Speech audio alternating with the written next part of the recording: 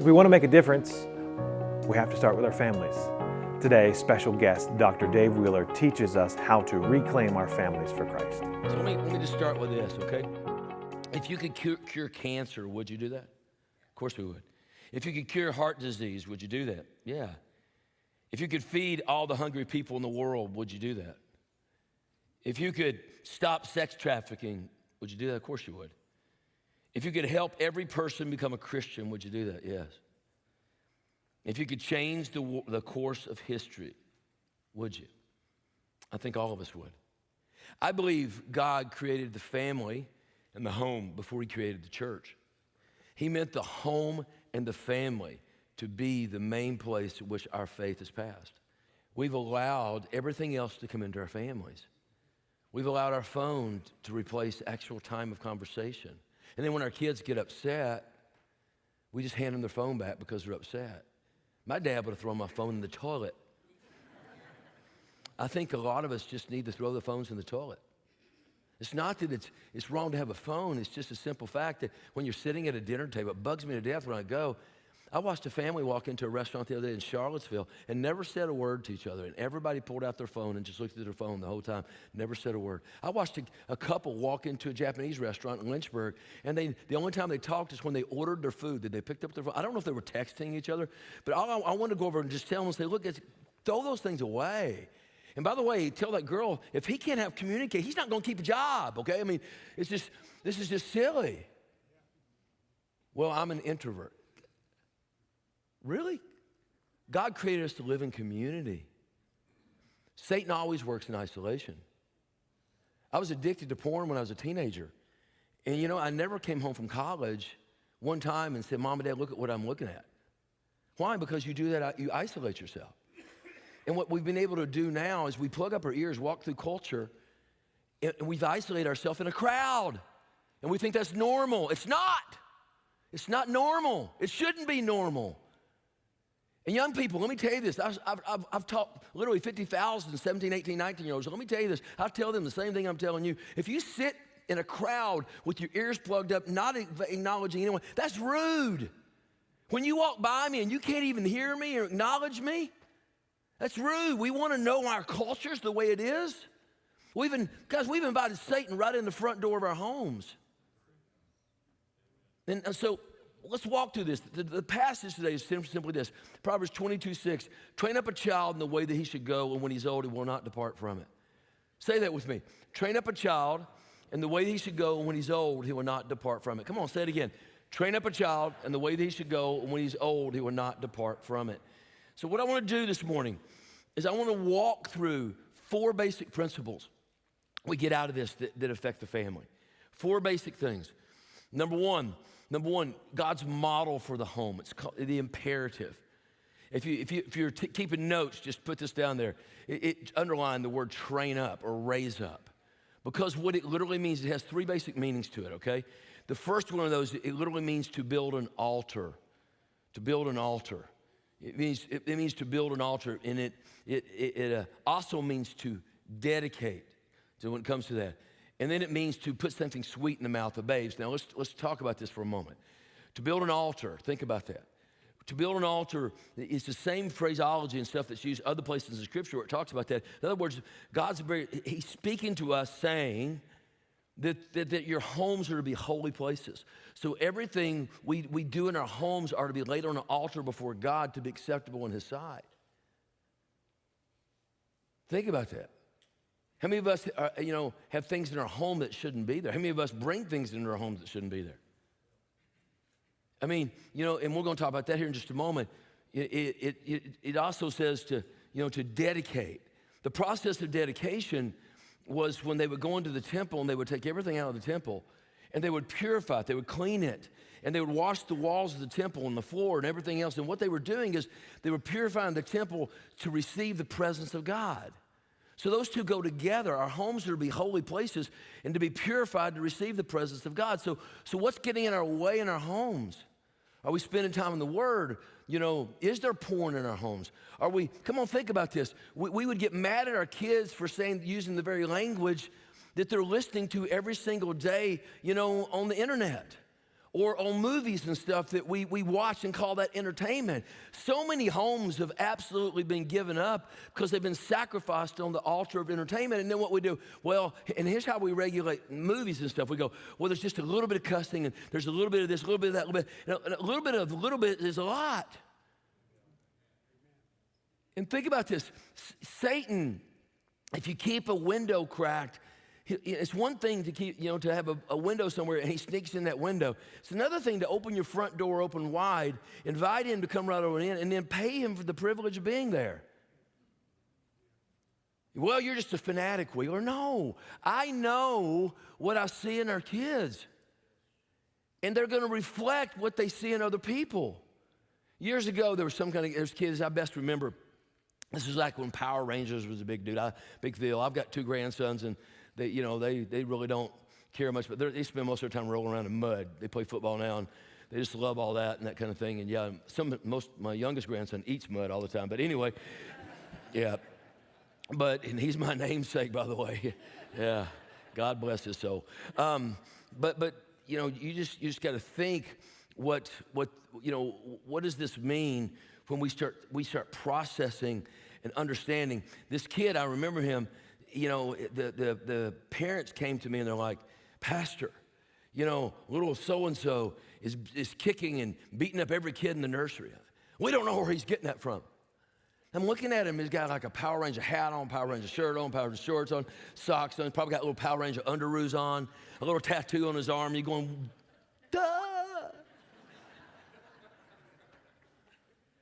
Well, it doesn't reflect on your value. Yes, it does.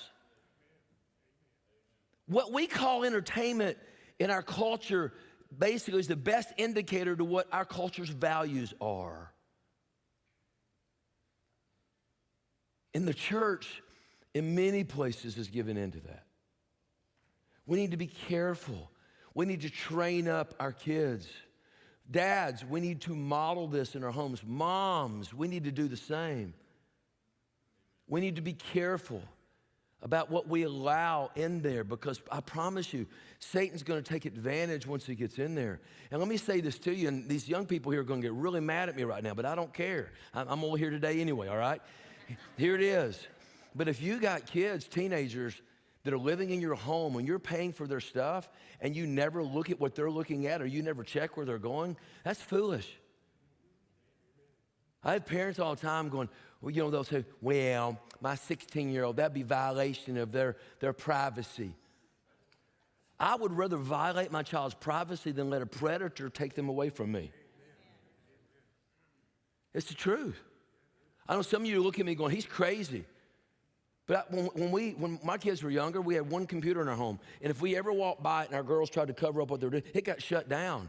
And every week, my wife went into every one of their accounts to look exactly what was going on. I've had parents say, you're just violating. No. We love our kids enough. We want to know what they're pouring in. And by the way, learn what's on your kid's phone. Learn all the apps where they can hide everything. Learn all those things. Don't assume that that's not going on. Because you never have a parent whose child gives in to a predator and the mom and dad go, well, I knew it all along. Guys, we need to have honesty in our conversations. And by the way, young parents, let me say this to you. Don't just hand your kids your phone or something else just because it's convenient for them and you don't have to entertain them. How about taking them outside? I mean, nobody ever gave me a phone, and I'm the most ADD human being on the planet. I'm OCD, ADD, that's the truth. God's model for the family, the initiation, train up a child. The phrase there literally means like a middle schooler, but train them up, which brings about several different implications. It means that parenting begins when a child is a child. Studies show that husbands and wives are working more now than they've ever worked. And sadly, and I understand that, I get that to a certain degree. But guys, we need to prioritize. What we've done is we've said, okay, we bought into the worldly idea that it's not about quantity time, it's about quality. So we buy our kids all this stuff to replace what we don't have, and we think that's better, and then what they really want is us. Several years ago, I was sent a thing when I was pastoring in Texas, and they had, this is back, 1991, and they had done a study, and they asked all these teenagers all over the country, you know, what do you want from your parents more than anything else? And the overwhelming, like 3/4 of them said, I want their undivided attention. Well, I thought that's probably not true today with technology and everything else like that. And several years ago, I woke up one morning, I just turned on the TV, and it was like Good Morning America was on, something like that. And they had all these teenagers from all the country, and they were interviewing them. And the lady who was interviewing them was asking them about their culture.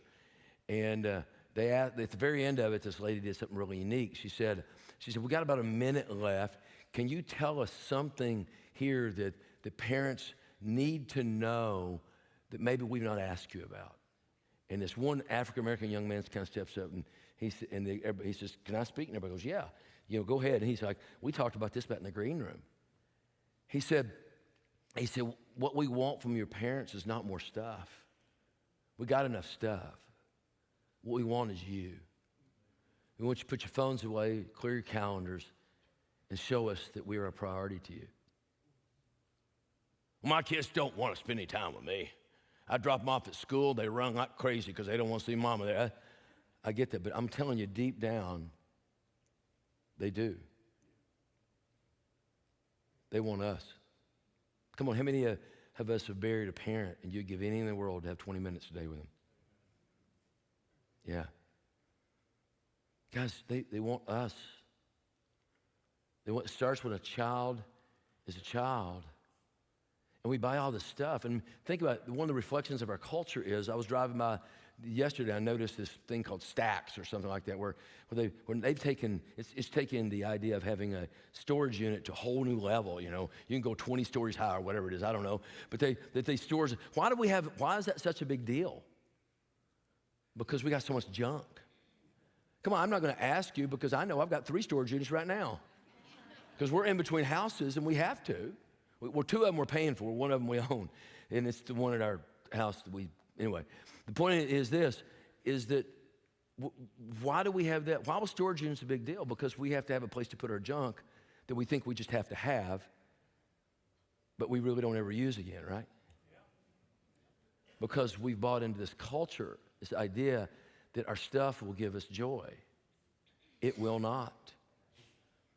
My granddaughter, this last week, she has curly hair like this. I wish I could show you a picture of her. She's going as Shirley Temple for Halloween this year. She's sweet as she can be. She had her first day at preschool this week. And she's just smiling from ear to ear. My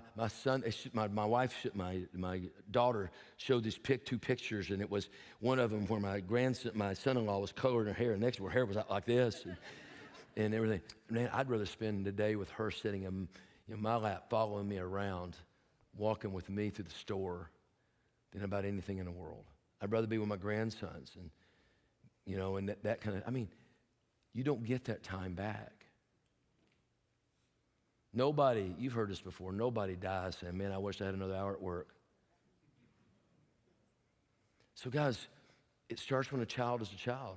Well, my kid's already out of the house. Go spend some time with them. You got grandkids, pour yourself into them. Go find some, or maybe you have some neighbors down the street who have kids and nobody spends any time with them. Show those kids, love on them. You got kids in this church. I guarantee the youth program's got kids coming here whose parents don't go. There's not a one of them that should fall through the cracks here, because as a church, you should be asking your youth pastor, who needs for us to love them, and invite that person into your family. I've got friends of mine who are saved today because my mom and dad did that for years. Guys, it starts when a child is a child. That's the initiation of it. The next one, number 3, God's a model for the family, the instruction of the family. Train up a child in the way they should go. It doesn't mean the way they would go. It means the way they should go. What does that mean? That means simply this, is that I think there's a lot of psychobabble out there that tells us, because I'm a social science and psychology minor in college and all this kind of stuff, and I've read all this for years, and I'm on our pastoral council thing at Liberty and this kind of thing, but I can tell you, there's a lot of psychobabble that says, well, if you discipline your kids too much when they're young, they'll never learn how to think for themselves. We have a name for those kids. They're called inmates. It's the truth. It's the absolute truth, guys. We need to discipline our kids. Now, let me say this. Disciplining should be an act of love. Hebrews chapter 12 says, I chasten those whom I love. You know, but to just let a 5-year-old say, well, he can pick their own way. Well, and I hear Christian parents all the time, well, I'm not going to force my faith on my kids. I'm going to let them choose their own way. Really? I mean, do you take them to a restaurant, give them the thing, and let them choose a $1,000 steak? Well, I mean, think about this, guys. I mean, we do more parenting in those situations. It just don't make sense to me. It doesn't. We need to discipline. I walked in church one day. I had a lady in my church named Marcy. She had 2 daughters, and I walked by her, and she was crying. I baptized her husband, and he wasn't there that day. And I walked by her, and she was crying. I said, Marcy, what's wrong? She said, my girls wouldn't get out of bed and come to church this morning. I said, really? She goes, yeah. They wouldn't come. And she started crying. I said, Marcy, here's what I want you to do. I said, who's the parent, who's the child here? Here's what I want you to go back home right now, open up the door, pull the covers back on your kids, give them 5 minutes to get ready, and bring them to church. If they won't come, bring them in their pajamas. Next week they'll come. Oh, that's shaming those kids. No. Guys, in too many of our families, we want to be our child's friend. I want my kids to be a friend. Guys, no. My dad, I'll never forget this. My brother came home from college. He was 18 years old. And he came home, we're sitting at the breakfast table one morning. And my brother looks at my dad. This is many years ago. And he says, Dad, now that I'm a man, I think it's time that we build a friendship. My father said, son, whose car did you drive in last night? Well, yours. Who pays for the insurance for that? Well, you do, Dad. Son, when you got that food right there, where'd it come out of the refrigerator? Whose refrigerator? That's yours, Dad. Whose house is this? Who's helping pay for you in school, son? And he said, well, you, Dad. He said, well, son, don't sound like we have a friendship. We're going to have a dictatorship. Because, and I know some of y'all, that just grates you. Well, you're just being mean to your kids. No, parenting. Guys, there should be no place in our family. We understand this. Letting our kids go do whatever they want to do doesn't show them you love them. It shows that you don't respect them. And moms and dads, you need to agree on this. And grandparents, let me say this as a grandparent. Grandparents, you know, we had our youngest daughter has cerebral palsy. We used to bring her home, and literally we'd be driving her back to Indiana, and she'd be in the back seat going 20, 40, 60, 80. I would go, where'd you get that money from? Papa gave it to me.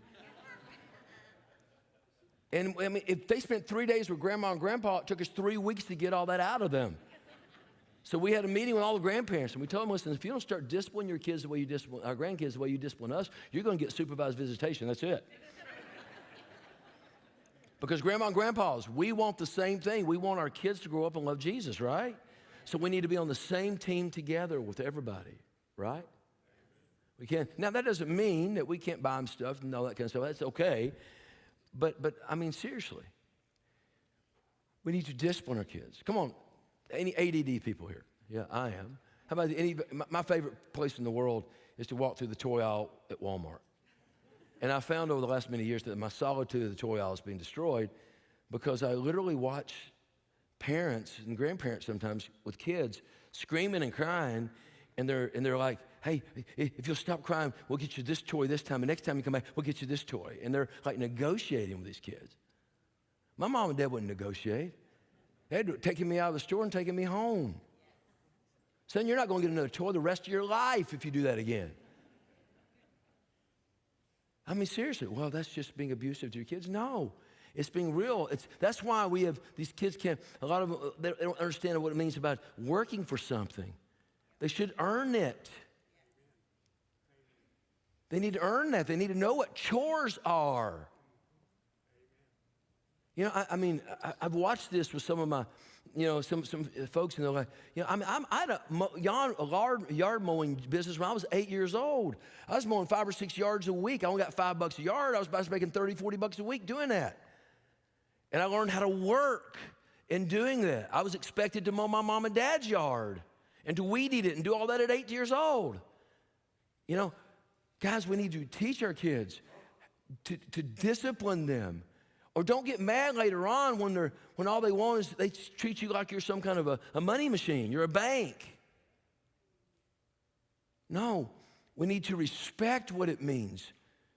It's to work hard, particularly in the culture today, when the average house price has gone up hundreds of thousands of dollars.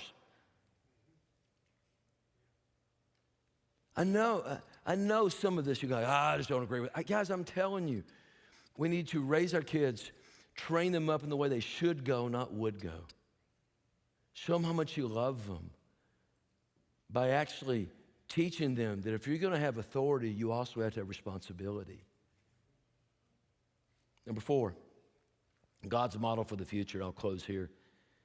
It says, and when he is old, he will not depart from it. We've treated it like it's a promise. It's not a promise. It's really a suggestion. It is simply saying that if we will raise our families in the right direction, there's a whole lot better chance that your kids are going to come back eventually. My sister did that.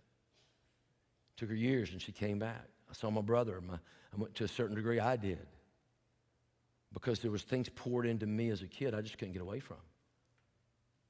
Those seeds of what were planted there came to fruition. As a sophomore in college, I had a buddy of mine who invited me to a Bible study and got me back where I needed to be. I wouldn't be here today had that not happened. But it wouldn't be here today if my mom and dad hadn't planted that seed. Let me share something with you. When it comes to this, guys, we need to understand what our legacy is. What are the impressions that we leave? You know, it's never what my mom and dad bought me that made the biggest difference. It wasn't that Tiger Seat bike I had when I was 5 years old. You know, I wish I still had that thing. It was probably worth a lot of money today. It wasn't the motorcycle my mom and dad helped me get in high school, and we'd go riding and stuff like that. It wasn't that dirt bike. It wasn't my 3-piece suede green leisure suit I had in the 9th grade. Y'all remember those? Yeah, I had the slick shirts, and you unbutton down to here, and you walk around like that, like you really had something there, and you know. I got rid of every picture of that. Nothing my mom and dad ever bought me changed my life, but it was the impressions of that. A 10-year-old kid who my grandma and my mom asked me one night, what are you going to do when you grow up? And I said, I think, for whatever reason, without even knowing what it was, the first thing came out of my mouth was, I think I'm going to be a preacher.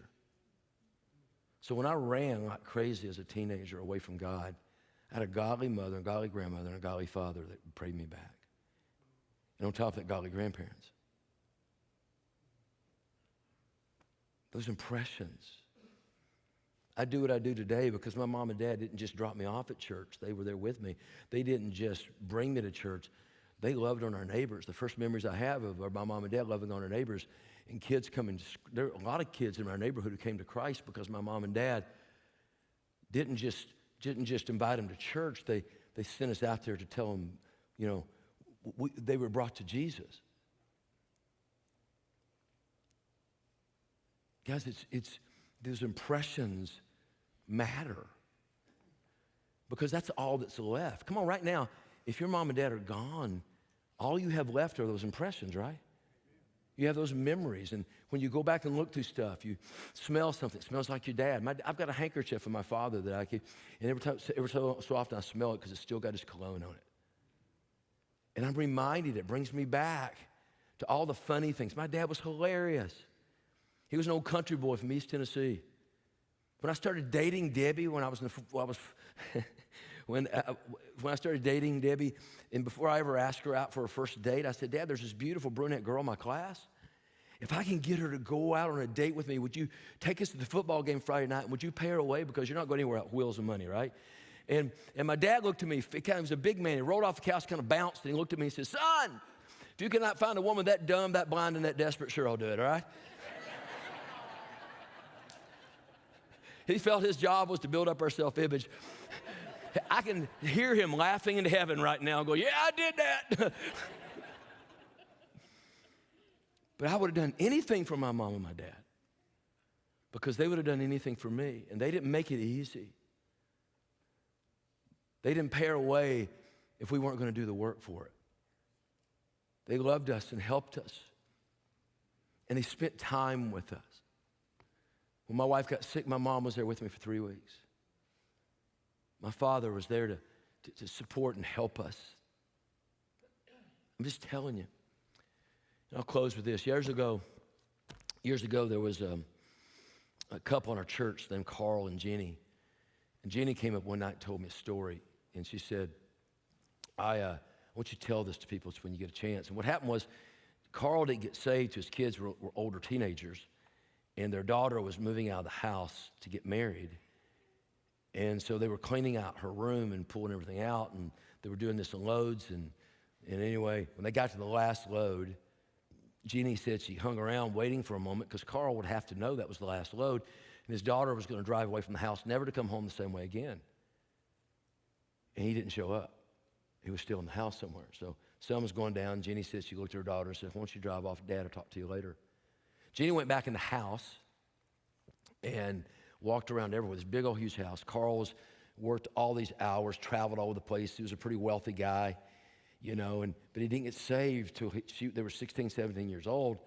And there was just so much time went by where he was chasing a dollar and he didn't build a relationship with his kids.